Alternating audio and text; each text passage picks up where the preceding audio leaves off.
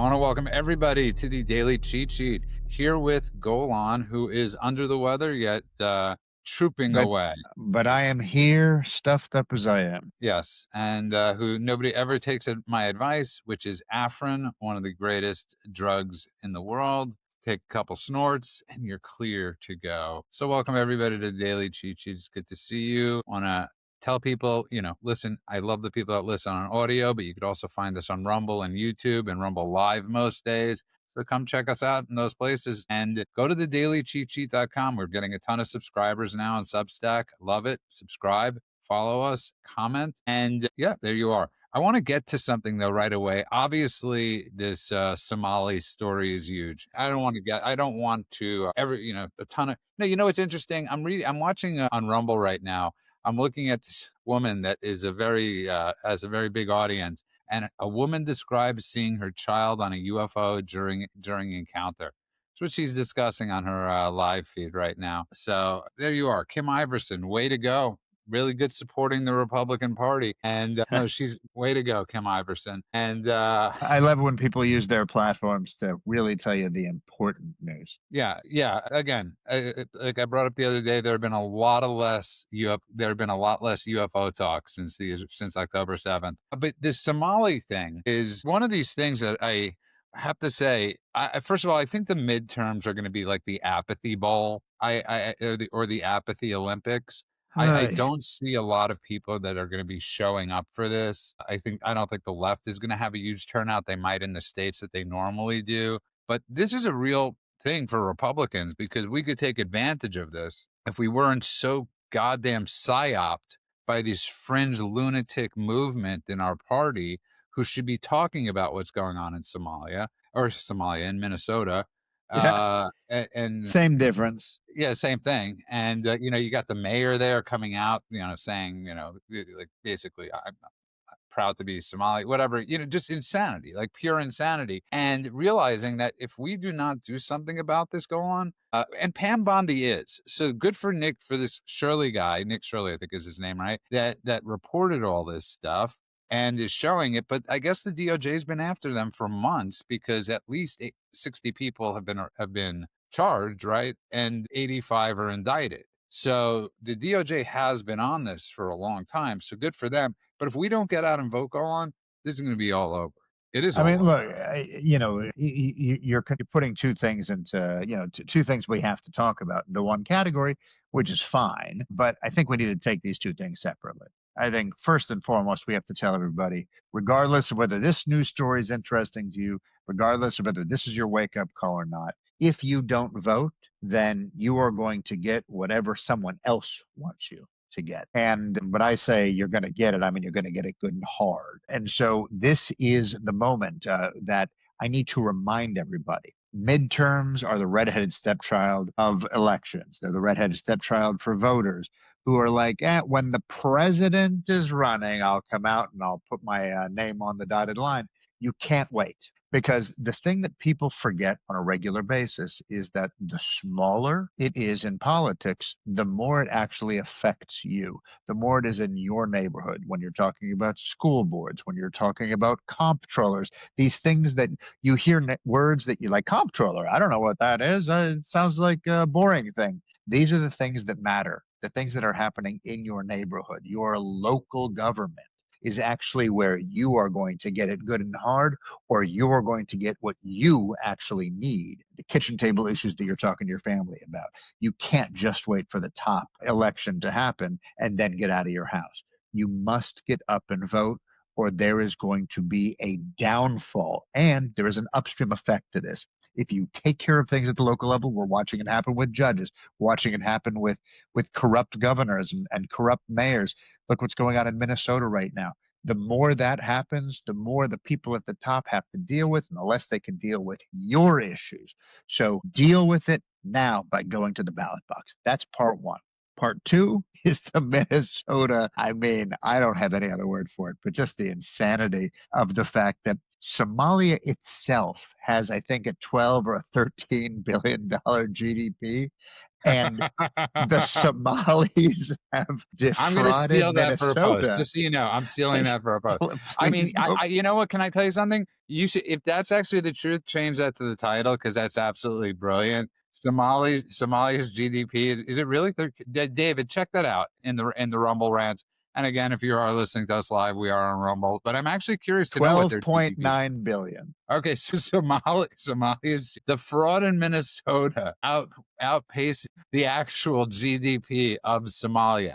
You can't make that up, go on. And you can't I make up mean, the fact that Minnesota Mayor Jacob Frey performed Somali dance and I Love Somalia t-shirt. That's you, insane, by the way. you know what? This is a microcosm of what's happening on a grander scale, and you're seeing it happen all over the world. Think of right now in the UK, this previous cycle of elections they had in the UK, there were a bunch of people that were running for office that the only thing they talked about was anti-Israel and pro-Palestine stuff. They didn't talk about local issues. They didn't talk about economics. They didn't talk about schooling. They didn't talk about crime. They talked about pro-Palestine, anti-Jew. That's all they said, and they got into office in the UK because people were so beholden to whether it's the woke thing or whether it's the momentary, like caused celeb, or whether they just are too afraid to say, you're a bad person because they're afraid of getting labeled as a racist or something for something that has nothing to do with race, like Islam, since it's not a race, it's a cancer. But so that has been happening all over the world. And now we're seeing it happen in the United States too, where these people who are running for office are talking about things that have nothing to do with their district. This guy doing a dance and saying how much he loves Somalia in a Somalia t-shirt doing a Somalian dance. That guy is running for office anywhere but Somalia, then you know you can disqualify Right. him And he outright. actually just beat a Somalian. That's the funny thing. He actually that's how much they knew he was in the bag for them Yeah. that they voted Fry or Frey, however you pronounce his name, in over their actual Somali counterpart. They're like, well, we know he's in the bag for us already. Well, we have seen actual Somal people who consider themselves Americans, not Somalis that live in America, but Americans that happen to come from Somalia. We've seen some of those people actually come out against our own community. Some of the people who broke these stories about the $9 billion worth of misappropriated funds. Some of those people are Somali reporters who, American reporters from Somalia, working within this community. So they know that you can't necessarily trust a Somali, but you can tell when you get some white guy or some black guy who's an American who just puts his lips onto the tailpipe of the Somali car, so to speak, and just blows. Well, hey, that golf ball goes right through the garden hose. And they're like, "There's my guy." So it's not about who is Somali. It's about who's in the tank for Somali. Beautifully said. And listen, I think what you brought up is absolutely brilliant with the GDP thing. I haven't heard that anywhere. Did you actually? I mean, is that your It, own it thing? it is my own thing. It's something I've been Okay, because thinking I mean, I'm about. gonna have to. Yeah, I just think that's absolutely brilliant, and I think we could actually stop the podcast now because I want people to learn from the show, and we do have a younger audience too, and I want them to come away learning something. So that's the greatest fact of the day. But let's move on a little bit because I want to give somebody. This is you know it's interesting. I Oh, don't this I just remembered. I did want to point out. You mentioned Pam Bondi, so yeah. I don't want to let that disappear into the ether either, because she has been backing federal prosecutors and investigators, and they have been charging people. Gone through, as you mentioned, what was it, 98 people so far, and 60 of them already convicted. Okay, that's a done deal. So there's actual enforcement happening. This is one of the things that you and I always have, I don't want to say complained about, but we've pointed out that not It's enough also one of movement is those things that a happening. lot of Republicans supposedly are not going to go to the midterms about, or are not going to vote in the midterms because for some reason this issue, and I get it. I'm one of those conservatives that wants to see Brennan go to jail. I'm one of those conservatives that Yeah. wants to see all of those things. There is nobody that wants to see those people prosecuted more than I do. So we're equal, but I'm not going to not vote because that's not happening at the rapid pace that I want to, because so many other accomplishments are happening. So if the DOJ is actually doing this, well, not actually, we know they're doing this, great success. And I can say to Pam Bondi, congratulations, great job what you've done in Minnesota, San Francisco. Who knows? So who knows what they're actually doing? I mean, maybe they are going after people in San Francisco for the billions missing here. And you're talking about You probably gotta, 70 billion yeah, or yeah, 80 yeah. No, billion. it becomes far worse. Yeah, but what I wanted to also talk about a little bit is, I heard a friend, I want to say, put on the map in a way as far as influencer goes, and she was debating that, and I want people to understand this. I really want people to understand how to counter certain arguments because it's extremely important. So I don't know why she chose to go on Anna Kasparian, that crazy broad's new show with that former Democrat fundraiser. So she was on a show with two angry women, and what kept on coming up is the death rate of how many people died in Gaza, supposedly, right? And I don't know who told her to come up with this response. Was she said, well, less than one person died per building that was taken down, and 60,000 buildings, supposedly 60. Yeah, Well, whatever it was, wrong response. Okay, yeah, that is the Right, wrong response. just a terrible response. So your response, there's two responses. Either I don't care, I really don't care, which is my argument. I don't Right. really care how many deaths were happening wherever or whatever you want to say. There's no innocents. There's no civilians. And secondly, as a friend of mine pointed out, the other counter is to say to people, "You mean the people Hamas killed? How many people did Hamas kill? Because Hamas killed those 60,000, not Israel. Hamas killed those 60,000. That's the counter to that. If a bank robber goes in, right, and and a bunch of people start dying or whatever, whatever, like it's the bank robber that did it. Okay, so Hamas is at fault, not Israel. Those are But the two talking points. I think, look, I can't, as someone who debates in a way where I'm trying to actually convince someone of something, I can't just tell them I don't care. Although I think that's very true No, on its that's the face. answer they're looking for. So you know what that is the answer they're constantly No, no, looking for. that's what I mean. I can't give them that answer. But Yeah, what I can give them I'm not gonna is, lie. yeah, no, but it's not about lying because it's not about whether I care or not care. They care. Fine. They care. Why? Because in their head, that number that, speaking of psychopath harpy Anna Kasparian, kept shouting out 83%, 83%, 83%. But 83% without context, without caveats. First of all, 83% is a BS number anyway. But even if it were true, if you're going to just parrot a number like that without caveats, without information, without informing the audience of anything, you're just weaponizing confusion. And of course, you're weaponizing confusion using fake numbers. So it's not about who cares. It's not about who feels more sympathy. It's got to be about what's rooted in verifiable data and context. I would not compare it to buildings because I don't think that's a useful argument.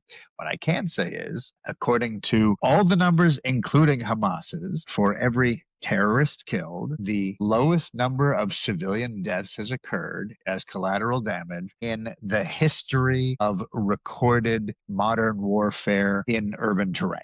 Okay. Okay, I'm gonna give So you. I'm gonna put the buzzer on you. I'm gonna go to the dude. You took way too long no, no, to. no, no, no. But wait, no, hang on, hang on. So all I've done is one sentence so far. But here's the thing. Even that's not convincing because then they say, oh, it's the pundits or whoever the people are who are going to tell the buzzer, buzzer, buzzer. But that's not. Look, men can do it however men's going to do it. That's not how I do it. How I do it, and by the way, men, I'm sure convinces people or at least makes them really mad, then they go away. I actually change minds, and it's a different tactic if you're trying to change your mind as opposed to win an argument. I don't care about winning the argument. If I want to win the argument, I say what you just said. I don't care. I don't care how many people are dead. I don't care because it's an entire bloodthirsty cabal of animals, and let them all rot. That's fine. If you ever read the book or watched the movie 30 Days a Night, right? You're watching a whole town. Turns out they're all vampires. It's Alaska. The sun never's coming up, and you just got to Good deal with movie. it. Good movie. Yeah, yeah, good movie, good graphic novel too. And what you don't say is, man, how many of these vampires aren't going to try to kill me? You say vampires must die, right? So that's my comparison. If I'm trying to win the argument, or if I'm trying to tell a person, I just don't care what you have to say. If I'm trying to change their mind and I'm trying to give our viewers, our listeners, something to take with them, right? Yes. What Well, they we're can talking about say two is, totally separate things. We're yeah, talking about two. exactly. There's I'm facts. I'm There's referring to the figures. people that go on to the shows, whether it's Pierce Morgan or this or any of these shows that don't allow you to get into that, or there's like 0 point in trying to have a conversation. You got to go with the short answer. Yes, long form, you're 100% correct. But the sad thing is, Golan, we don't live in the long form. There's no more We do William not. F. Bucks. There's no more any of that stuff. People, I mean, you have to give people talking points that they could understand, that make sense very quickly. And this isn't like with the dude thing with the Israel stuff, with the aid, which is where that whole thing comes from. It's just something I'm often seeing is once you're going on and on, you got this psychotic person across from you just screaming. Absolutely. But this is something we talk about all the time. This is something you and I are always on about. They will scream, and you know what it is? I was just thinking about it today. I was driving through Israel. Was up in the Galil today, which is up in the north, and I was driving back down, and I was in Arab villages the whole time. I was in Arab villages. I went to Nazareth, which is used to be 70% Christian, now it's 70% Muslim. You know, it's all those people, all the Christian Zionists or Christian anti-Zionists, I should say, these geniuses who have no idea that they're literally 100% Christian towns in Israel, like Me'ilia up in the north. But whatever, I'm driving through all these towns, and all I can think to myself is, imagine if I walked onto your property and then I planted my tree on your property, and then you were like, what the hell? Why would you put a tree on my property? It's my property, and you took the tree down, and then I got the press to show up and say, he took my tree down like I'm the victim, right? That's all it is, over and over and over again, is these sob stories where I punch you when no one's looking, and then when you push me to get away from you to make me stop punching you, that's when I get the cameras turned on and I go, he's been punching me. It's just this BS over and over and Speaking over. of which, I just before I forget to say this, that's something that's missing. Just for the record, decking somebody is really it's one of the missing components these days in what's going on, because people are speaking crap with, yeah, I get the Charlie Kirk thing, obviously, that, but there are tons of people that are talking crap with zero fear of there being a consequence to what they just said, whether that Yeah, being Myron Gaines, whoever it is. So I don't know if you saw this story. It was totally, but there's a comedian named Ari Shafir who I guess was on Theo Vaughn, who was talking about Michael Rappaport hitting women. So Michael Rappaport was at a club and he decked him, I think like 4 times. And, if you're going to come out and make these accusations, you deserve a good beating. And there's something to be said about the fact that we don't have that in our society anymore. There are people that deserve a good beating. I don't care what you say. I'm not calling for anybody to go and do it, but I'm saying I've had this rule for a long time, and I've shared this rule on the show, which was the yeah. Ben Stein rule, where if I saw Al Sharpton in a hotel, Ben was bailing me out because I was decking him. Okay, I would literally leap through. And there are certain people, I got to be honest, if I saw Tucker Carlson, I myself running in and decking him. Okay, I have no problem with that. That little 5'6" munchkin, I'm going after him. I think he's 5'6" or he's 56, whichever one it is. I'm going in there. And I'm telling you, man, the fact that you can't give anybody a beating anymore is why so much of this crap is going on. And as my friend brought up, you think this would have happened in the days when they were like Aaron Burr and Hamilton? That let's go there. So I just needed to interject that. My No, Brooklyn. I appreciate the Rappaport aside. Rappaport is someone who I've known a long time. You don't know this actually, but when I first made it out to Hollywood, my first manager, was Rappaport's roommate. So I used to crash on Rappaport's couch when I came into town. That's the only way I was able to afford coming to LA to take meetings, was crashing on Rappaport's couch. And it took we lost touch for a while. I saw him here and there, but post October 7th, we reconnected. He's not great at getting back to me, but he reconnected with me since then. But look, this story, Somebody I says got. somebody brought up in the rant, it's the Mike Tyson rule. Would you say that to Mike Tyson? It's like that really should be sorry to interrupt your Michael Rappaport story. No, that's it. I like the end of this. That's the end of the story. But I like that. And by the way, rap is He's like 6'2", and kind of a big dude. And I mean, if you ever watched that, it's not the best season of it, but you ever watched when he was the heavy on Justified, he looks like a guy who can tower over you. So if you're going to start not just making, by the way, he's a comedian, rap, and I've seen him do live shows. My parents went to see him, or my dad went to see him when he was here in Israel, and so he could take a joke. That's not a funny joke. That's reputationally damaging, and that's something that, especially if you're doing something like Kill Tony or something like that, it's got a massive audience, and you're making jokes like that. Well, I mean, remembering that we've seen this sort of thing happen when it is true. The whole Bill Cosby thing happened because a guy got on stage in a comedy show and started talking about Cosby, and then it went like wildfire. And then, of course, there was comeuppance there. But that one happened to be true. Here, if you're spreading rumors like that, it can actually have an effect on someone's life. So I think he Getting, but earned that's but the that's my public point beating. with Yeah, but that's my point with Tucker Carlson and all these people spreading rumors. So you have I want people to understand something. I don't want to sound like I'm being a teacher over here, because it's really a very valuable learning experience. So you have a writer for Axios, right? So Axios, I believe the White House canceled the subscriptions for every federal office getting Axios, because Axios is just damaged goods as far as being an honest broker. And so they have a writer for it named Barak Ravid, right? And who's an absolute joke of a writer. So on Friday he put out one of these stories, and these were the stories during that are so dangerous at times of war or even after, that really have serious repercussions. I don't want people to kid themselves. The stuff that Tucker says and the stuff that Alex Jones says and the stuff really have real world consequences. absolutely they do. I mean, I don't think people get that. I don't think people grasp that there are real dangers. And I'm a global war danger stuff. Absolutely.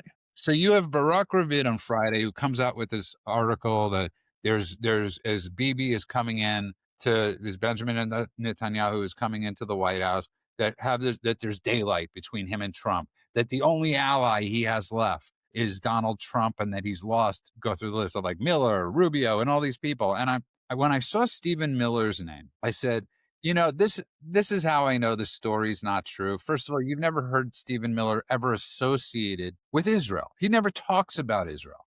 Okay, he's Jewish, but he never speaks about Israel. His one main thing: border, illegal immigrants, and the psychotic left. Those are his three things. Like I said to you before the show, I'm convinced he's got walkie-talkies, of every police jurisdiction in America, waiting to hear about illegals getting arrested. Okay, we got one in Toledo. I mean, and seeing the joy on his face. That's his thing, and defending and starting America First legal. So that's how people should have known this story was just bogus. But the effects that it could have. So you see then Trump at the White House, and there's zero daylight between Trump and Bibi. There's literally zero daylight. I mean, aside from they're giving Trump this award that is the first time a non-American has won this Israeli prize. Take that out of the equation. Take that all. They are like this. Okay. They are, obviously people on audio can't see me. They're interconnected, but they're Yeah. interconnected not just because they're like the two world leaders that have the most to lose, have the connection between the two of them is so tied together, not because of I want to say it's because they're so symbiotic. They're so together. They're both always. I mean, I don't want to make it too simplistic, but I think there are two people that recognize that one of the greatest threats, if not the greatest threat to the West, it's Islamic extremism, and that Israel is literally the first and in many cases the last line of defense for the West or America or whatever you want to label it as, to be protected. I was in the South I guess about a week ago or so, maybe 2 weeks ago, as part of a documentary I'm filming about think I told you, maybe our listeners about this, about some of the heroes of October 7th, everyday people who saved their entire kibbutz, 7 schlubs who like have day jobs, chicken farmers, roofers, electricians, etc., who stopped 150 terrorists armed with Kalashnikovs and RPGs. Literally, I've seen pictures and been told stories about 80 bodies lying here, 20 bodies lying there of all these terrorists, and 7 out of shape guys with M16s, and handguns. So, real hero stuff. And I'm talking to these guys, and they're telling me all of their stories, and they're taking me throughout the whole region. And at a certain point, you realize, oh, they didn't just save their own kibbutz; they saved all of Israel. Because these 7 guys, these 7 schlubs with very limited weaponry, stopped this horde. That's what it was. A Muslim horde, just like it was every other time that they have colonized hundreds and, or tens of countries around the world. It's always been a Muslim horde. This was just another Muslim horde trying to colonize another country. And these are the people that stopped them, saved the country, and by doing so, saved the West, and by doing so, saved the world. These are heroes beyond heroes beyond heroes. And I think that Bibi and Trump both recognize that. There's a reality there that can't be denied. And some of the other allies that they have also recognize that. And so the daylight that doesn't exist between them on that topic, well, once you know the truth, it's 2 guys who know the truth standing shoulder to shoulder. There's nothing else you can do. By the way, just to mention that Barak Ravid, of all people, as you mentioned, kind of a trash fire of a human being and a bad reporter, the exact same thing in 2021, did the exact same thing in 2023, did the exact same thing in 2024. You know what? Hang on. Stay with me as I do this. I'll do a real, this is always the exciting part where you get to watch me Google something. Hang on. I'm going to do this. I'm Yeah, going to there's write nothing Barak like Ravid. there's nothing. And by the way, just for the record, I hope you're Googling from your account, not mine, because I'm not interested in Israeli coffee It's my from account. It's from my account. Spain. Thank you. I typed Barak Ravid, daylight between Bibi and Trump. First thing that comes up is from the forward. Behind Donald Trump's rage on Bibi Netanyahu, which is the same headline, basically, paraphrased in a different way. December 12th, 2021. Barak Ravid said Trump and Netanyahu are cultivating an image of this bromance with no daylight between them. But the reality is, you can guess the rest. It's the same article. He's been peddling this thing, trying to either convince the world or convince Trump that, by proxy, that he should be, wait, am I supposed to be against this guy? Like, I don't know what his ulterior motive is. He obviously has one. You don't keep Well, repeating. he's a leftist. He's a leftist loon that comes from. I mean, obviously, is he born in Israel or is he American? No, Israeli. he's an Israeli journalist. So he's right. So he comes from the leftist camp, of Haaretz, the news, the rag over there, and all the other rags in Israel. So that's where he comes from. This is So amazing. President Trump complaining 3 months ago. President Trump, it's inevitable that Netanyahu will sabotage this. That was 2 months ago. And I keep going. October 4th, he said the same thing. 3 days ago, he said the same thing. 4 years ago, he said the same. I mean, I'm scrolling just this one page. I love your excitement. Good work. Good work on that. Yeah. So again, I just want people to understand, when you see these stories, look at what those people have written before and look at what they've said before. And if it's the same constant, but what's also very interesting. Also look for the recycled fantasy elements, right? The anonymous sources, the vibes, the zero concrete policy evidence.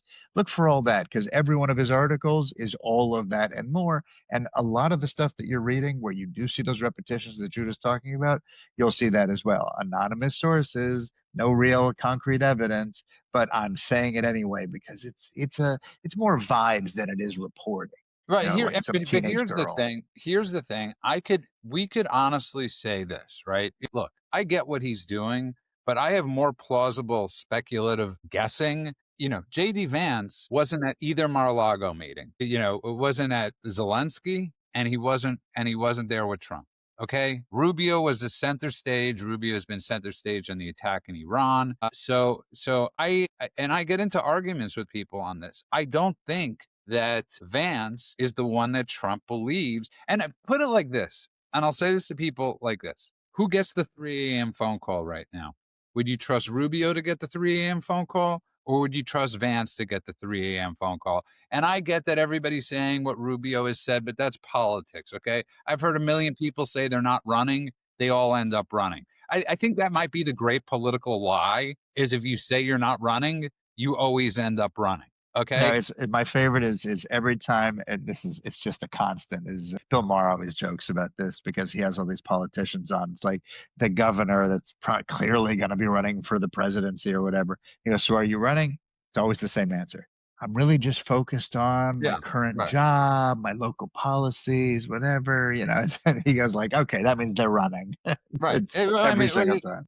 or Dennis Miller had one of my favorite jokes that I've brought up on the show before was when, like somebody had asked him, would you ever use the nuclear weapon? And he paused and he said, that's a good question. And, I think it was something like that. And I thought, obviously I'm not the biggest Dick Cheney fan, but, there were certain aspects of him that I sort of did like. Supposedly he was like one of the few people. And I don't remember where I heard this story where, like, they have to learn how to drive, the president and vice president in case of an emergency, in a sense. Like they have to learn how to, do the beast, and like I think what was Dick Cheney was the only person that ever passed that thing perfectly. Like he was able to get it through the cones and all that stuff. But anyways, getting back to it, like know your sources, see where things are coming from, and I just don't think JD Vance is. I think Trump knows he could smell a rat. I And think we can stop pretending this is accidental, right? We can stop. I have heard people tell me different excuses. Why wasn't he there? He's not that. Well, the role doesn't have to be performative, right? Or it's a scheduling thing, or there is 1,000 things I have heard so far. And I think that they're all either in denial or pretending, or they genuinely cannot see that a signal is being sparked into the night sky. In Trump world, visibility is currency. If you forget that, then you can fall back on the old tropes of, hey, not everyone has to be in every meeting. So, do you think every single person lines up to shake his hand in every room that he's in because Trump doesn't like it? You being in front of him is how he knows you exist. If you're not in the room when the big decisions are being shaped, you're just not being groomed. And I think right now, JD is not being groomed. And when you contrast that with Rubio, who's been front and center, he's been on camera. He's the one whispering to him when major events are happening, which is like the greatest political thing you could. yeah, It's that right. blah blah blah blah blah, and you're like, Iran's nuclear capabilities have been eliminated. You're like, what? Rubio just whispered to him. Oh my God, it's awesome. So when you watch that happening, that means that doesn't happen unless Trump wants that to happen. Period. Trump is a Listen, showman. yeah, no, listen, I think you're 100% correct. And I think, listen, I will stand by my words because I posted this on Truth a couple of weeks ago that I said, when the Susie Wiles thing came out with her accidental talking to Vanity Fair, like of all places, she's going to talk to Vanity Fair. And People couldn't see me doing air quotes when you said accidental. yeah, accidentally. And everybody it was like literally the second that story came out, 12 people of power had the correct responses coming out to the story. Even Right. Trump in the New York Post saying, Ready she's to right. go. She's right. I have alcoholic tendencies. Or whatever, Yeah. he went into it. And, so because they see what's going on with with JD's camp. And there is no daylight at this point between Tucker, JD, the Peter Thiels, who is not a fan of Trump this time, and Right. all the and God, I hate to say it, even his own son. There's no daylight, and I don't think Trump is Trump's not a stupid guy. Okay, he knows what's going on, but they're so smart with what they do because they never say Trump, right? So Tucker will never crap on Trump. He'll crap on Patel. He'll crap on his decisions, but he'll never say Trump directly. And it puts Trump into a very precarious situation. What's Trump going to do? So yeah. So for all those people, I don't get, like I said the other day, I don't get JD's play here. It's a losing play. Just my humble opinion, and you can see it. I really don't understand what the play is. Is it just to continue to cultivate whoever Tucker's audience is and hope that they're enough to push him into the White House? I really don't understand what else it could be. Is it just to get the groypers behind you? I don't understand what his play is. He's alienating much of the MAGA base. People tried to push this narrative that he was the peacemaker at the TPUSA thing, and that he is, a Trump loyalist, but also someone who's willing to challenge all these narratives.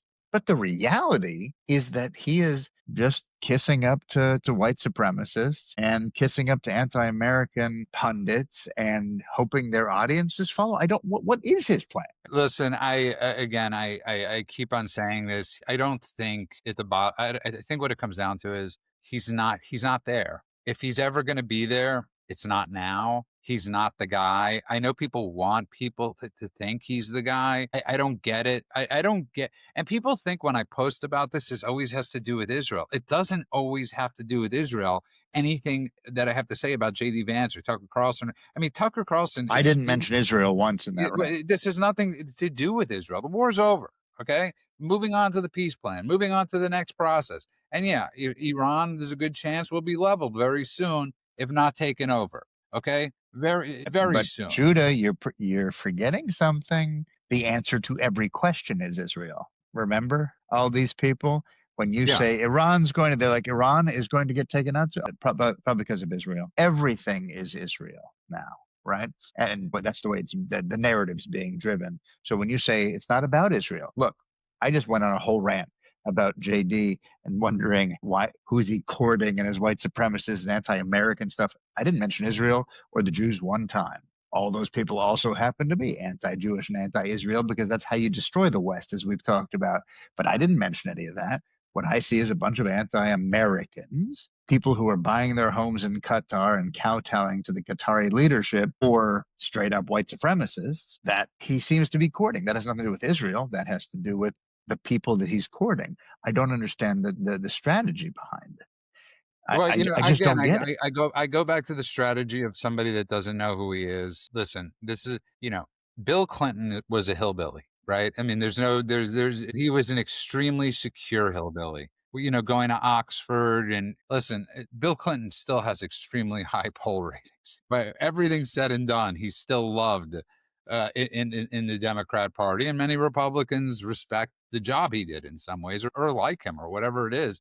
Yeah. But Bill, JD Vance is like caught up in between two worlds. He just is. And when you're hanging around and like somebody like Peter Thiel or Musk or whoever it is grabs you grabs you and says, "You're with us." It's a lot easier Yeah. to that insecurity. I'm not trying to play therapist again, but I do think a lot of that has to do with it. Like, what's more enticing? To hang out with the hillbillies or to hang out with them. For me and for Trump folk, it should be the hillbillies. That's the whole appeal of Trump base is I'd rather be with Trump and the hillbilly table than I would with who's perceived as the cool kids. When did we become the people that wanted to start becoming cool? I don't want to be cool. I want this country saved and I want the right person to do it. I don't Believe want the me, popular and guy. believe me, if you did want to be cool, the easiest thing you do is stab all the good people on the back. That seems to be the way you become cool right now, is to throw America under the bus, throw Israel under the bus, throw Western values under the bus, deny who you really are, do all the stuff. You could easily be the cool guy if you just decided to throw out every moral fiber of your being. You just can't do that. You have no interest in it. Neither do I. So you're asking me what his calculus is? I think that's what it comes down to. Okay.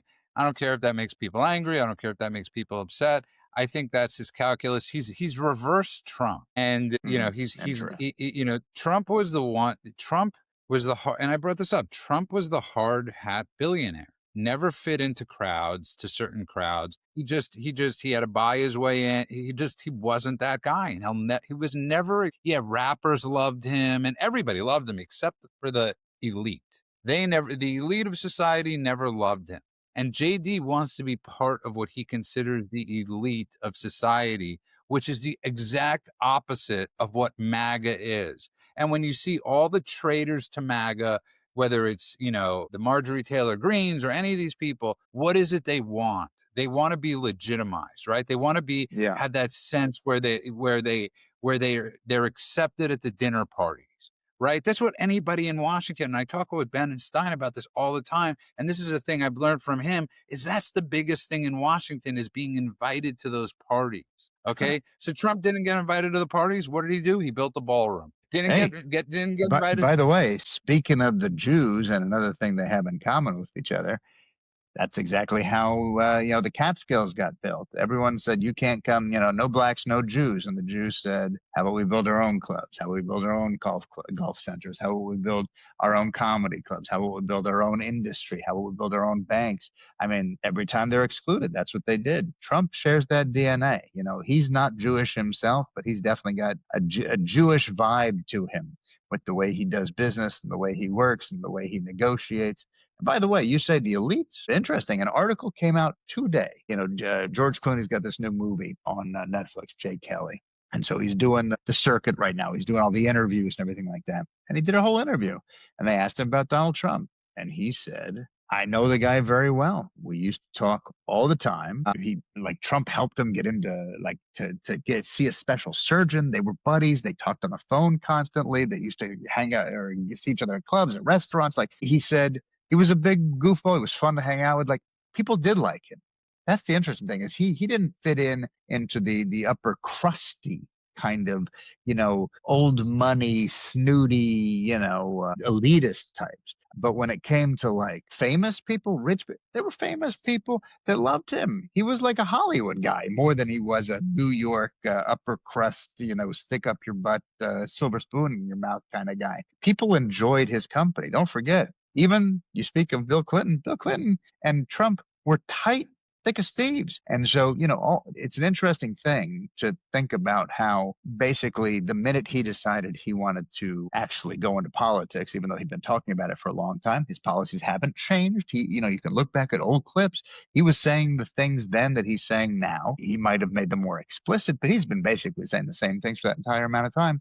Suddenly, every single person, even people like Oprah who encouraged him to run, all of them turned their back on him immediately and made him a pariah. So that's how you know that this is just hypocrisy in action. That's how you know that this is all BS. Yeah, no, well said. And to the people in the rants, that's the Rumble folk that are contributing, I do think it would be Rubio and Sarah Sanders would be a great ticket. So I'm happy whoever brought up It's Sarah interesting. Sanders. I think that would be actually a phenomenal ticket moving forward. So good call on who is ever combining. I don't think DeSantis has it. I don't think he has that thing. I like him. Again, I'm not anti-DeSantis. But I want to get back to something that's extremely important. I want to wrap up the show because you're sick and it's late. But again, getting back to that 3 a.m. call right now, you can't teach foreign policy. You can't. You either have it or you don't. You could travel someplace 1,000 times, you still won't pick up foreign policy. So right Mm-hmm. now, China is surrounding Taiwan. I know oceans apart. Not quoting Richard Marx. They're oceans apart. They're oceans apart. They're literally surrounding Taiwan with war games. And if you've seen the movie War Games, it ends up becoming somewhat of a reality. Uh, Yeah. and Taiwan's got tanks faced at the war. So we're talking about some really serious stuff that's going on around the world right now. So let's think about this. You have Iran that might fall. You have Syria that could fall at any moment. You have obviously Russia, Ukraine, and you have China and Taiwan. Now, I get everybody wants to be America only, America first, whatever the Right. hell stupid comment you can't, the world that we live in is not that world. Okay. Truly. We are forced to confront what is going on in China and Taiwan. Okay. We're forced to, and we're going to be forced in a sense to have Taiwan's back. Probably. I don't think Trump wants to see Taiwan obliterated by China. Yeah. And I'm a again, little worried that it's not going to be that cut and dry, but I hope you're right.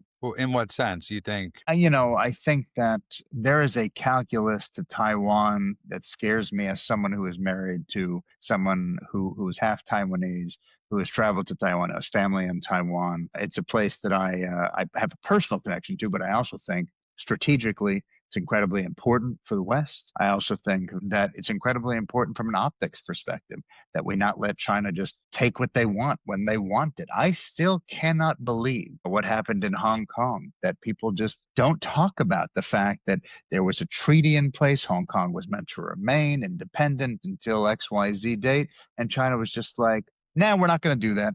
We're going to go and we're going to take place over, put people in jail, literally murder dissidents or who we label as dissidents. And that's it. It's just ours now. And then everyone was like, can you believe? And then they just changed subjects and forgot it happened, like a canary with the blanket thrown over the cage. They all just went to sleep. And I still can't believe that happened. To this day, I mention it all the time. Like, did you notice that this, they just took it over? It would be like if Russia went into Ukraine, everyone was Yeah, just yeah, like, no, it's a great. No, you're right. You're right. You're right. It's a great point. And somebody and David in the rants just brings up an interesting point about. Listen, I've been saying this about Iran. The war was meant to last more than 12 days. Okay, it had the war gone on for 21 days. The resistance might have had time to really, really regroup. It ended 9 days too quickly, and it ended 9 or 10 days too quickly. And with that being said, to answer your question, that's in the rants is 100%. If Israel sees that there's an actual revolution happening, Israel's ready to go. you're talking about Israel in has their Iran. jets in Iran. Israel has their Yeah. jets ready to go, and I would have zero issues if the United States supplied the resistance with weapons, because we're talking about people that are loyal to the Shah of Iran. We're talking about Persians. We're not talking about We're not as talking we about know, there are IRGC. Right, we're not talking about the IRGC. So yeah, 100%. I would have, and I get it. Regime change has been bastardized. It's been given a terrible name. But there's always regime changes. Okay, we have regime changes. We just have, what we used to think were honest elections. Yeah. Okay, so there are regime changes all the time. Am I saying let's put troops on the ground there? 100% no. 100% no. But just like Israel was arming the anti-Hamas gangs, I would have zero issues with arming the resistance. I think that would be God's work. I don't see why we wouldn't do it. I absolutely think that's the thing people forget, is that the problems that people have when it comes to regime change is not the just the pure concept of regime change itself. It's that I think I just froze up. Did you hear what I said? Yeah, what I'm saying is it's not that people are afraid of regime change itself. What they're actually worried about is boots on the ground. Is our daughters and sons being put in harm's way? That is the issue with the regime change that they're talking about. And if that's the case, well, how can we do this without putting boots on the ground is the only question that needs to get asked, because there's no reason not to do this. Remembering that right now, Iranians, and I'm talking about the Persians, I'm talking about the actual Iranian people, the awesome Iranian people, they are fed, they're furious, they're done with being ignored, they're done with being in economic ruin while this regime sits on its throne and uses all of its money to send missiles to sovereign nations. They have started getting out of there. It's not just private complaints. It's not just grumbling online. They're marching. They're striking. They're shutting down shops. This is happening now. They're demanding this real change. The minor unrest is in the past, and if we're able to actually do it, and I'm talking about globally, if we're actually able to support them, if they're actually able to continue their protest. If I'm not mistaken, the largest street protest Iran has ever seen, or has seen in many, many years anyway, is happening within like this week. It's been Yeah. happening. No, yeah. And I think you're 100% right. And listen, people need to understand Iran is broke. Okay. yeah, You're broke. broke. The people are not So happy. broke, by the way, that they are having to, they're talking about moving the entire capital of Iran to another city within Iran, because the city that they had is basically decimated. It has no water. Yeah. They have nothing. And I don't think people understand this. So getting back to what we were saying, because somebody brought this up, the reason why Trump did what he did and ended it the way he did was because he used all of the political capital he had. Okay. If Trump didn't have these asshole podcasters and these woke right douchebags in the party Yeah. telling, screaming about America first, he would have done that. It would have been a very different the end of the 12-day war. He's had to change. Preach. Yes. So if you don't think that Tucker Carlson has literally killed people, has blood on his hands, he does. Okay, every Iranian that has been killed because they were part of the resistance, Tucker is at fault for that, for his rhetoric. Alex Very well Jones is at put. fault for that. Anybody on the woke right that has not stood up for Iran, that did not stand up for what Trump was doing, has the blood of innocent Persians on their hands. And if Tucker wants to have a little thing like, Ted Cruz, how many people do you know live in Iran? If that's your biggest thing, if that's your biggest contribution, you jackass, so just so people understand, that's real world implications, geopolitical, of what Tucker Carlson and all these jackasses are doing. Okay, plain and simple. Pierce Morgan, all of these people have blood on their hands. God bless Trump because he's had to maneuver around so much of this stuff go on, and he's done it so well. You I have to look. love the way by the way, you know how you say to us all the time, it's a great point. We can stop recording because you nailed it. This is your great point right here. You nailed this point. They have blood on their hands. Everybody who was not, who has been injured or killed because Trump was not allowed to finish the job. This is, again, I don't want to keep making these parallels. I'm not doing it on purpose. I'm not trying to, but yet another parallel that Donald Trump has with the Israelis, another reason why they can bond, because Donald Trump didn't get to finish the job. Israel never gets to finish the job.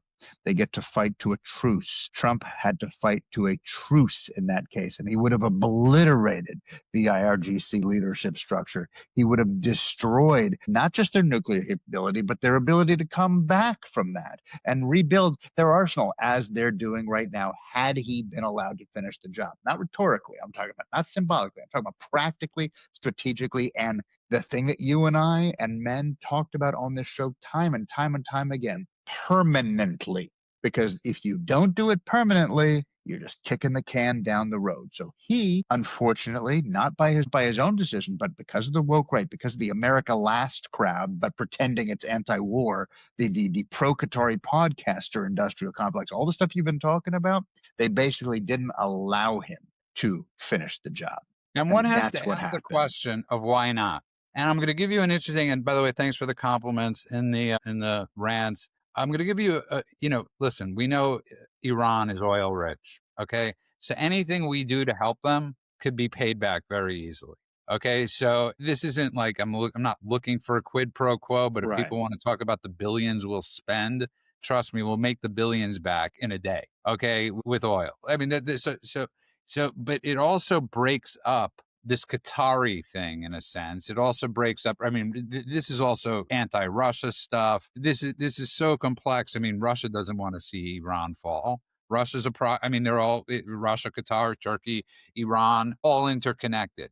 This is all one big interconnected thing, and one has to ask, what could be your possible motive for not wanting the Ayatollah Khomeini to be dead? I have a theory. It's not really a theory, it's a fact. But if Iran is destabilized by Trump, and then Qatar, who plays both sides by hosting U.S. bases while funding Islamist groups, sheltering Hamas leadership while pretending to be the negotiator, amplifying these regime narratives through Al Jazeera and whatever influencers they're paying for and all of that. So they are propping up Iran and all of its proxies. And if Trump destabilizes Iran, Qatar loses their leverage. So maybe they're involved. What do you think? Could be.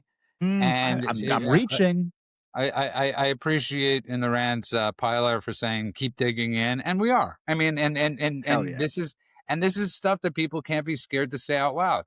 Listen, it's not popular to talk about this stuff because they've listen. I'm gonna admonish myself. Okay, that's the right word. Oh, I'm gonna punish myself. you're pulling a card from the Steven Crowder show.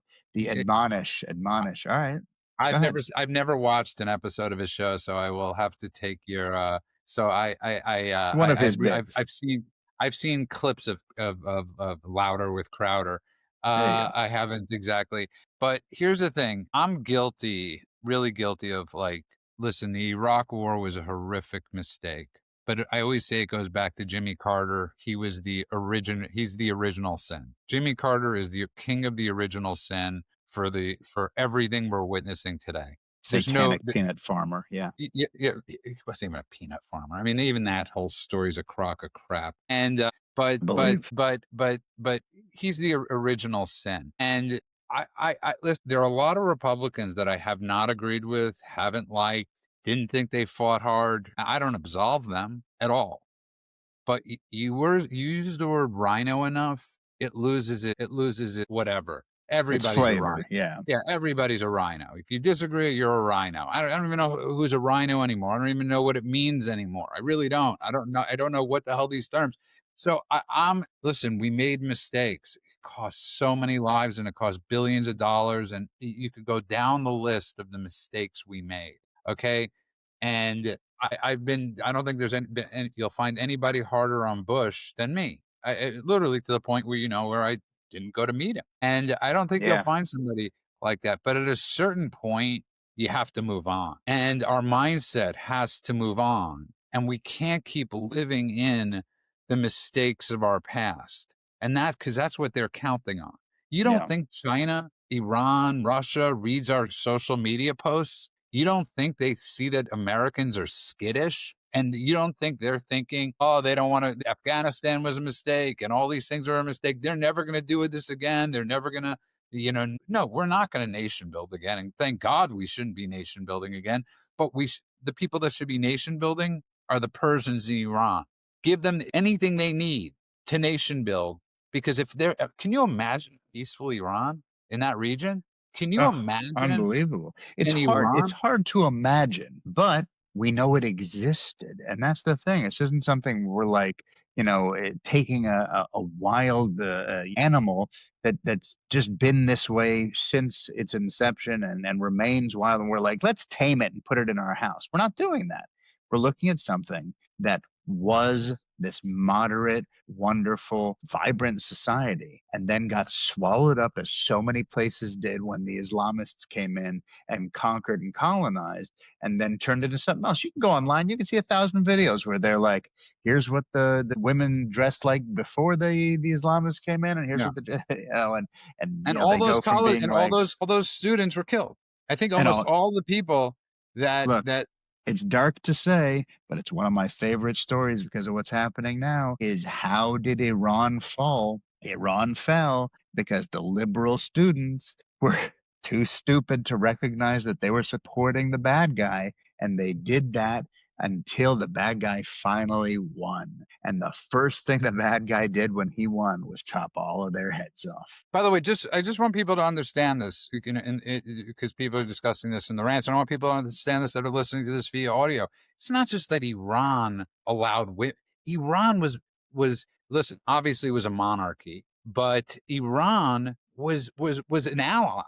Iran was an ally in that region. Okay, Iran were the Persians are great people. Okay, so this isn't like we're talking about really 46 years ago, which is a long time, but we're not talking about that long ago in history going. I mean, the Holocaust obviously goes back farther than the falling of Iran. So these are great Yeah. people that given the right opportunity could turn that society around really quickly.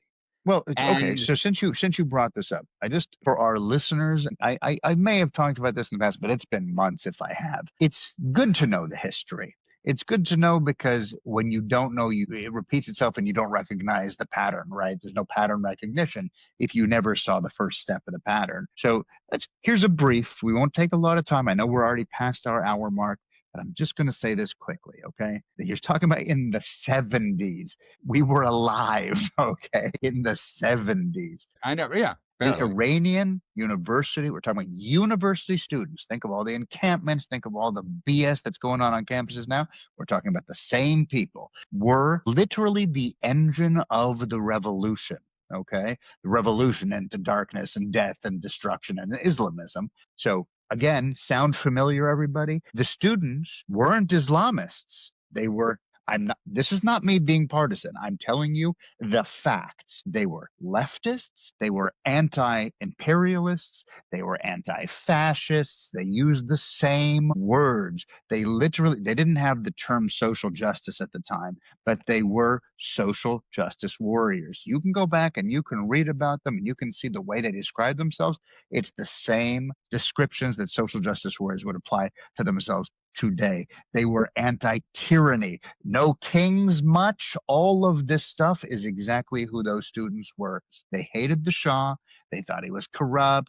They didn't like that the West was there because they thought the West is a corrupt authoritarian. They sound familiar. Everybody learned from history. And then they saw the Khomeini, the Ayatollah, right? Or the Ruhollah, I think was at the time. He was their symbolic figurehead of the resistance. They got behind him. They were being lied to, of course. They were being manipulated, of course. You can look back again at the history books. He talked about freedom and justice and independence and no dictatorships and talking about giving power to the people. And they flooded the streets. They burned things. The universities became the revolutionary hubs. Okay. We're talking about in my lifetime, the Shah fell in time. Okay. And the students were at the forefront of all of it. They thought they won. And the moment the Ayatollahs took power, this is not, again, not an exaggeration. They closed the universities and murdered the students. Yeah, just for people to get a little bit of perspective, it's like if you watch Argo, that scene where those girls are Yes. sitting in, those women with the hijabs and the burqas and the hijabs, whatever, the full on gear, where they're all dead. All those women that were speaking, that were talking about why they took the hostages. That's who we're referring to, right? I mean, like 100%. they're all dead. So if you want to just, they were beaten, they were jailed, they were tortured, they were murdered. That is the reality of it. You're talking about in the East. What did they call it? The Cultural Revolution, right? It was 1980. Okay. We're talking about New Coke. This isn't a long time ago. We're not talking about another generation and another millennium. I know, right.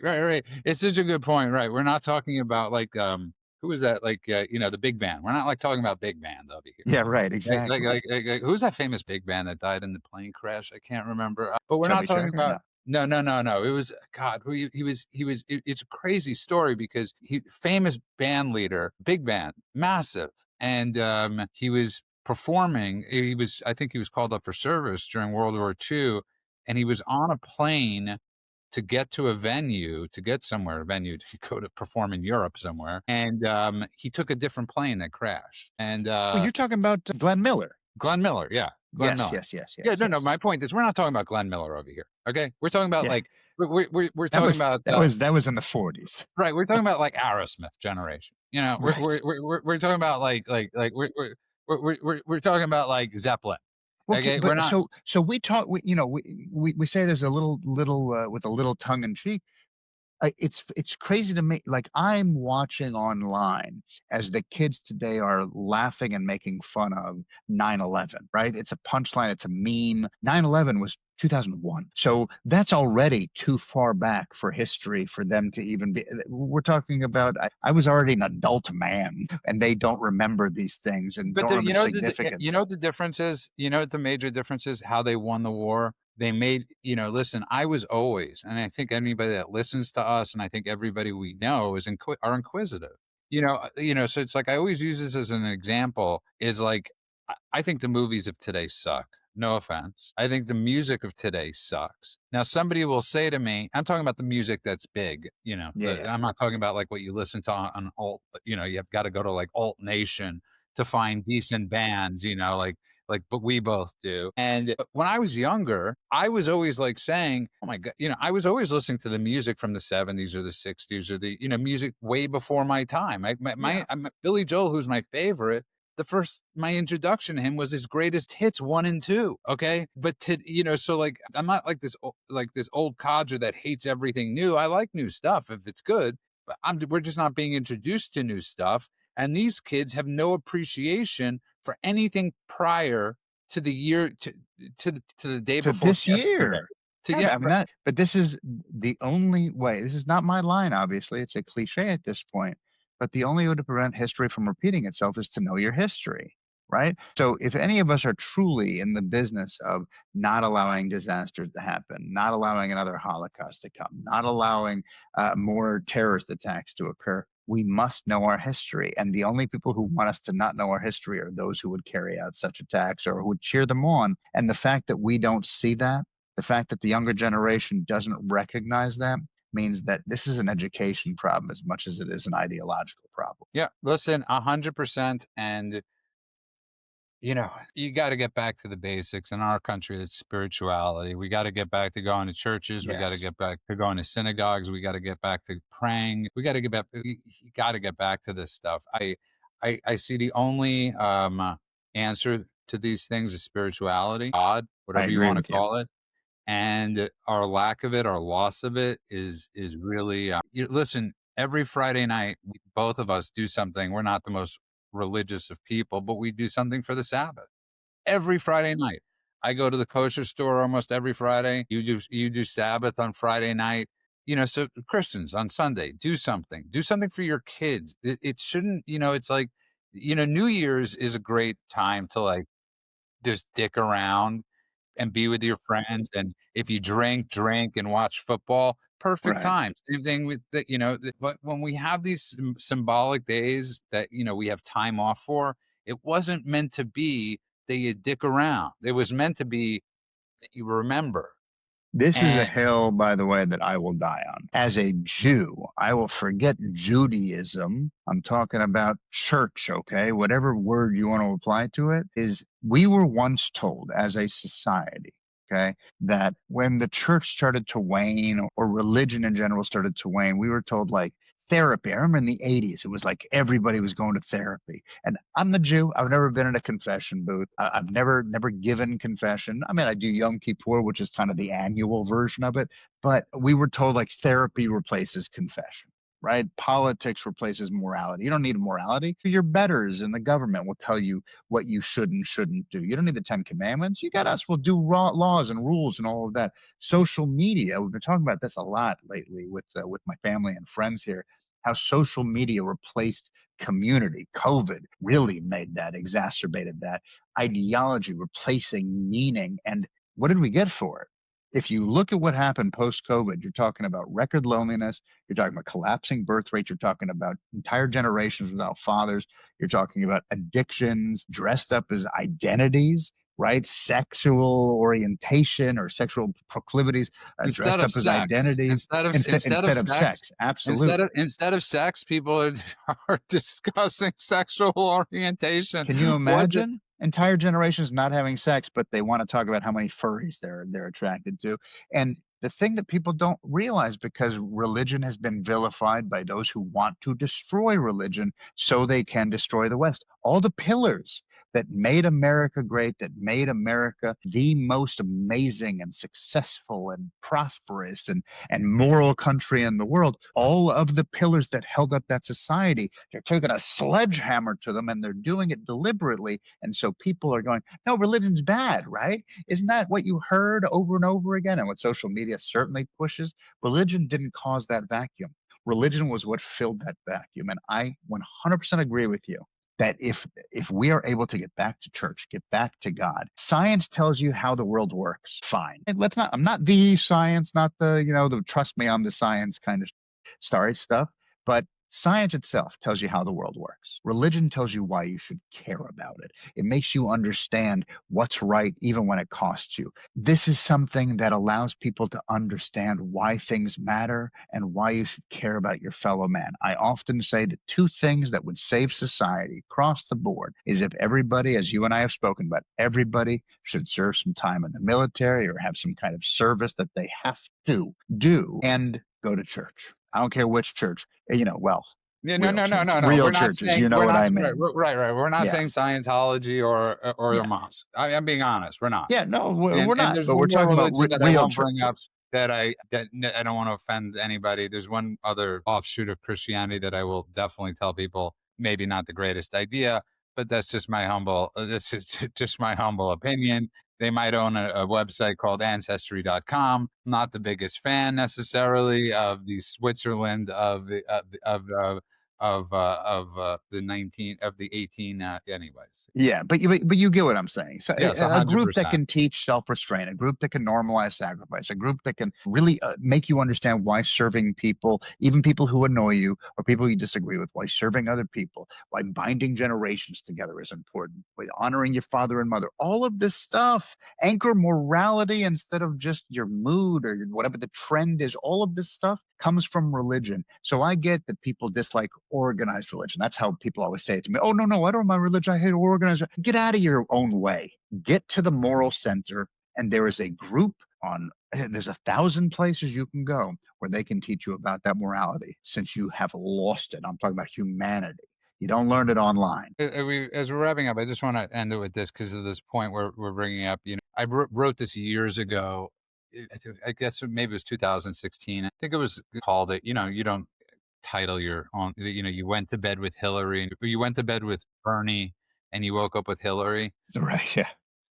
That was it went national, the story that I wrote. It was, I did go to synagogue when I was a kid, and some of my fondest memories are of synagogue. And the whole point in the story was, I remember when Bernie Sanders started getting all this, love.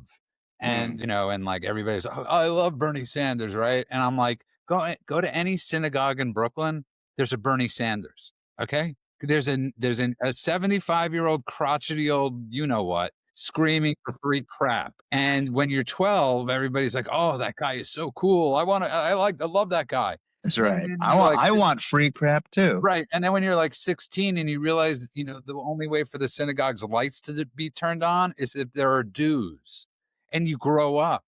And we have a Right. generation of people that didn't grow up going to the synagogue, going to church, going to places, realizing, yeah, there's always going to be that and that's how it's like the religion. That's the left's religion is they took Bernie Sanders and didn't realize that's not a reality. I knew by the time I was 16 that he was a crotchety old crazy person. Okay. 100%.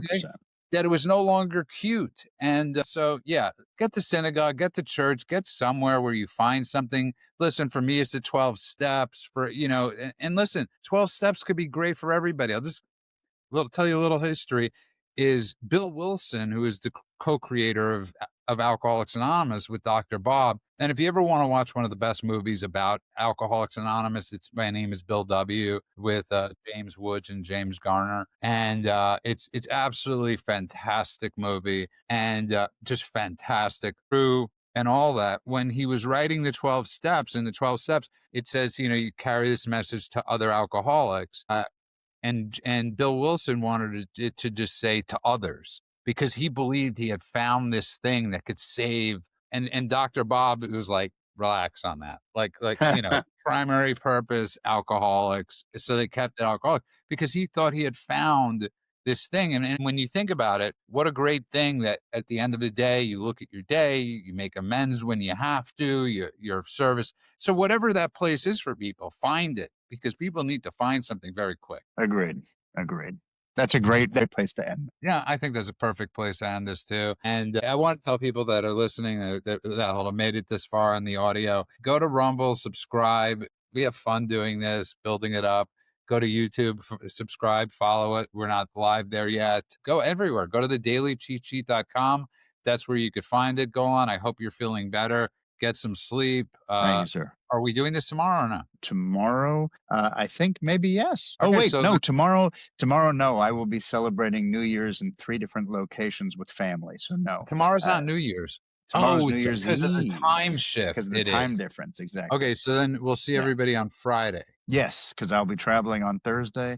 On the 1st, I'm flying back to Barcelona, and Friday we'll be back on the Horn. And I do want to say, speaking of church, I went today to Nazareth. First time I've ever been there. I went You to the pulled Church of into the Nazareth. I pulled into Nazareth, and I'm feeling at a half prayer. And I got to tell you, I went to the Church of the Annunciation. I saw where Mary lived as a teenager, where the angel Gabriel supposedly spoke to her and told her she was going to have Jesus. I went to Joseph's workshop slash home. I stood on some of the tiles that they had walked on, and it doesn't matter what religion you are. That's why I keep saying it doesn't matter where you go. Go to the place where the morality is, right? The place that saves civilization's human heart. It doesn't matter what religion you are. You feel the energy there, and you feel moved by it. I got that on my knees in front of some of these parapets, and it's something that you can't deny. So again, just take our advice on this one. On that note, 100%, we want to wish everybody a happy New Year's, and we will be safe. Absolutely. And just a reminder to people, Uber, if you are going to go out and you're going to go drink, leave your car at home, enjoy yourself, use Uber, use Lyft, use any rideshare service you could think of, call a car service if they still exist. Don't get out there in your car. It is a loaded weapon. That means if you're getting high or drinking, please do not contribute to killing somebody and ruining the rest of your life for a momentary lapse of reason. It's pointless. Enjoy yourself. There's so much, if I was still drinking, that would have been the greatest thing in the world, knowing, go on, that I didn't have to drive. Okay? Yes. It would have been like the greatest thing in the world. So please be safe out there. Have a great new year. Yes, next year is going to be awesome, because this year has gotten pretty awesome, warts and all. Indeed. Happy New Year, everybody. Happy New Year, everybody. We appreciate you all. I want to wish everybody a good morning, afternoon, and night, world, wherever you are. God bless you all.